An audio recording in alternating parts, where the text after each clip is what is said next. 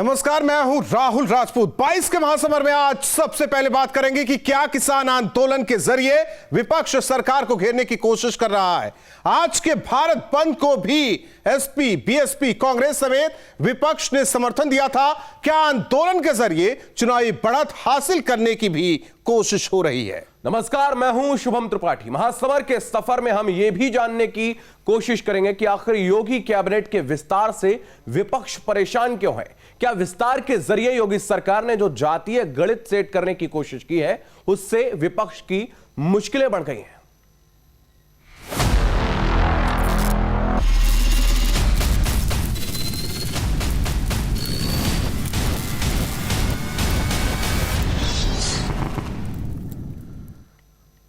तो 10 महीने से आंदोलन कर रहे किसान संगठनों ने आज भारत बंद का आह्वान किया।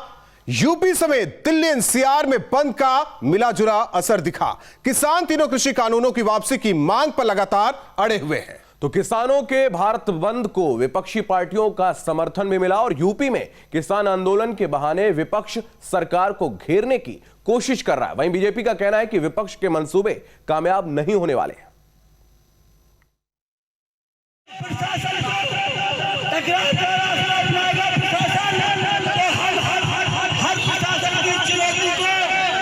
मुकाबला करने के लिए तैयार है। जो प्रशासन के जरिए हो वो करे। कृषि कानूनों के विरोध में किसानों ने पूरे देश में भारत बंद का आह्वान किया। बंद में किसानों से जुड़े 40 संगठन शामिल हुए। 6 तस्वीरों के जरिए आपको दिखा रहे हैं कि बंद का कितना असर रहा। दिल्ली नोएडा बॉर्डर से लेकर मथुरा, बिजनौर, बुलंदशहर में किसानों ने विरोध प्रदर्शन किया और सरकार से कृषि कानून वापस लेने की मांग की है। सहारनपुर में किसानों ने टोल प्लाजा पर कब्जा कर लिया।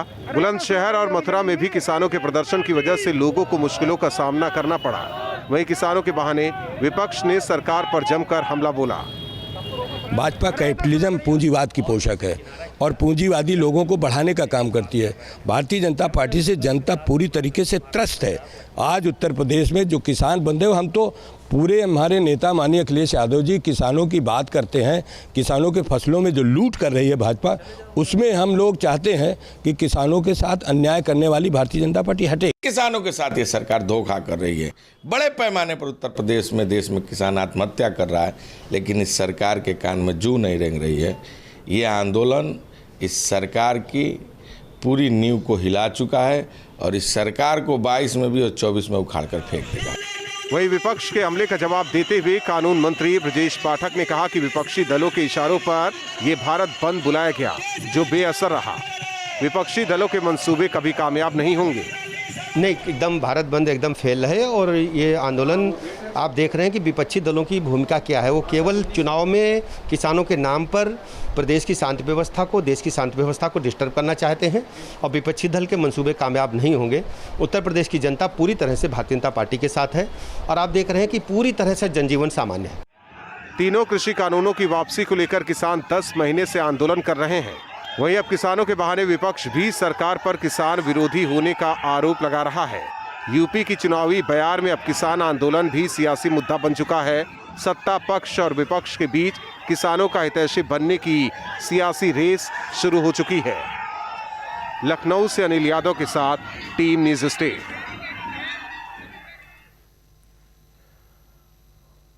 तो 10 महीने से जारी है किसानों का आंदोलन। पंजाब से शुरू हुआ था किसान आंदोलन। अब तक 600 से ज्यादा किसानों की जान गई, ये दावा किया गया।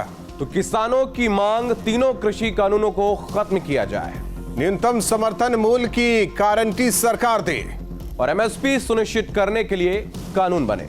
और इन्हीं तमाम मांगों को लेकर लगातार किसान आंदोलन कर रहे हैं। वहीं न्यूज स्टेट से खास बातचीत करते हुए यूपी के गन्ना मंत्री सुरेश राणा ने कहा कि गन्ना किसानों के हित में योगी सरकार लगातार काम कर रही है और गन्ना मूल्य में सरकार ने 25 रुपए की बढ़ोतरी की, तो जिससे गन्ना किसानों को कुल 4000 करोड़ रुपए का फायदा होगा। और साथ ही उन्होंने कांग्रेस को भी आड़े हाथों लिया है।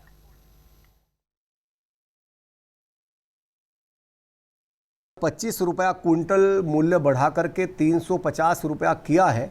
मैं कह सकता हूं कि माननीय योगी जी का ये हमेशा की तरह एक बहुत बड़ा कदम किसानों के लिए है और उन्होंने लगातार, जब से उत्तर प्रदेश में भारतीय जनता पार्टी की सरकार बनी है, लगातार उन्होंने किसान को अपने प्रमुख एजेंडे में रखा है। चाहे ऋण मोचन का विषय हो, चाहे बकाया भुगतान का कराने का विषय हो, लगातार वो किसानों को फोकस करके काम करते हैं।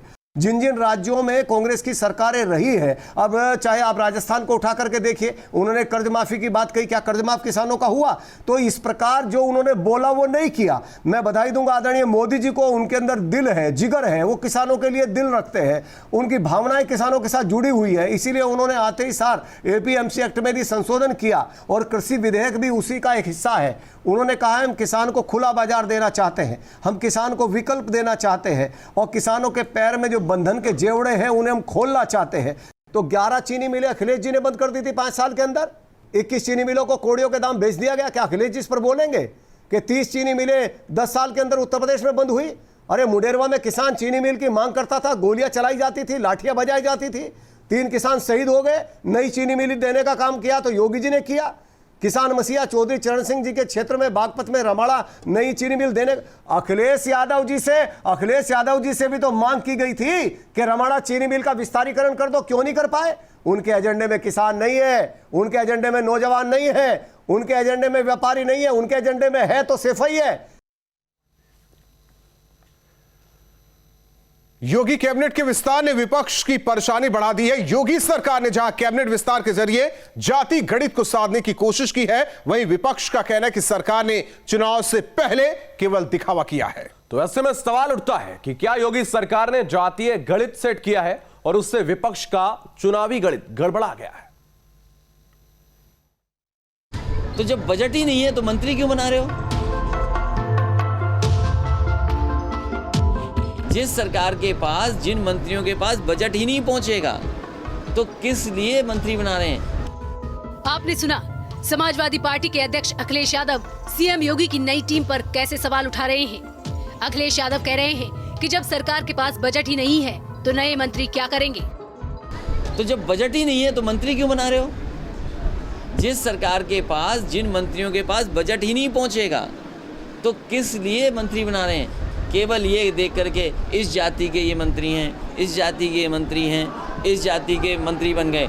जाति के मंत्री बन जाने से लाभ नहीं होना है। जब तक जो उनकी मूल समस्याएं हैं, पिछड़े वर्ग के लोग चाहते हैं कि उनकी जाति जनगणना हो, क्या ये मंत्री बन जाने से जाति जनगणना हो जाएगी?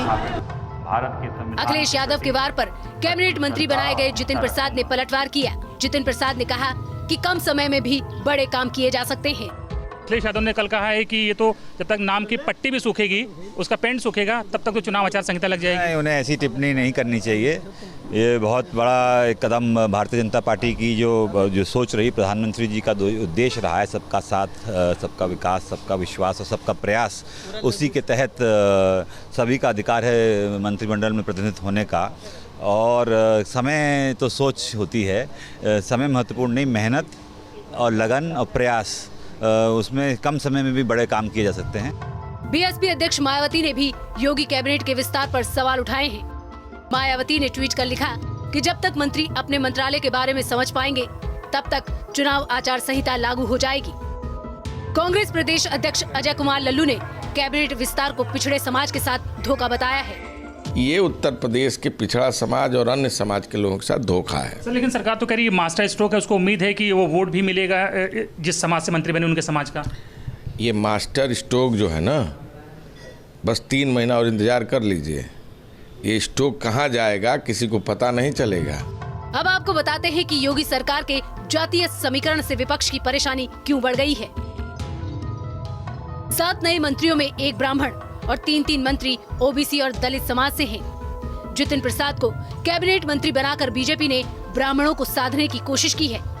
संगीता बलवंत बिंद, छत्रपाल गंगवार, धर्मवीर प्रजापति के जरिए ओबीसी समाज को जोड़ने की कोशिश की गई है। संजीव कुमार गोंड, पलटू राम और दिनेश खटीक को मंत्री बनाकर दलित समाज को साधने की कोशिश हुई है। योगी सरकार ने कैबिनेट विस्तार के जरिए जातीय गणित को साधने की कोशिश की है। योगी सरकार के इसी दांव ने विपक्ष की परेशानी बढ़ा दी है। लखनऊ से अनिल यादव के साथ टीम न्यूज स्टेट। तो टीम योगी में दिखी टीम मोदी की झलक। मोदी की नई टीम में यूपी से 7 नए मंत्रियों को जगह मिली। योगी कैबिनेट के विस्तार में भी 7 नए मंत्री बनाए गए और कैबिनेट विस्तार में पिछड़ों और दलितों को प्राथमिकता दी गई है, जिसमें 1 ब्राह्मण, 3 ओबीसी, 3 दलित मंत्री बनाए गए हैं। वक्त एक छोटे से ब्रेक का, फौरन लौटेंगे। आप देखते रहिए न्यूज स्टेट।